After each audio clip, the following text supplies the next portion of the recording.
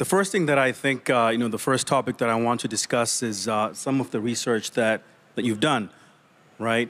I think in your research you said there's been this explosion in use cases. So we know Bitcoin as a payments blockchain primarily, and that's what it's been. And Ethereum is a place where you build, all kinds of stuff, dApps, and you've got smart contracts and NFTs. So you said in your research, or your company has discovered or unveiled in your research, that there's been this explosion in use cases. I think the audience would be interested in knowing what those use cases are and what triggered that explosion in use cases. Yeah, I think maybe first I can give a little bit background on the history of this, right? I started in Bitcoin around 2013, and around that time, the general sort of culture in Bitcoin was that a lot of people who are intellectually curious, they were trying to kind of just play around with things, right? They were trying to build certain stuff. Not a lot of people know that NFTs actually started on Bitcoin, through Counterparty. People are shocked to realize that, right? Most people associate NFTs with Ethereum. They actually started on Bitcoin. Same with even ICOs, right? Colored coins were a concept that started on Bitcoin. If you look at a lot of these other concepts, you do find their roots going back to Bitcoin. So I usually divide the timeline of Bitcoin between the time when Satoshi was around till around 2017. The Bitcoin culture used to be actually very different.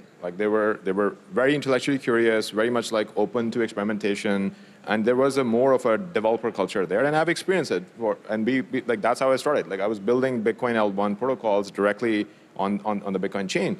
And I do think the 2017 year was very a game changer. Two big things happened. One is Ethereum actually became mainstream. So a lot of developers had a real alternative chain that was actually much more friendly, not from a developer UX perspective, but also from a community perspective, much more friendly to developers. And Bitcoin had this internal civil war, during the block size wars.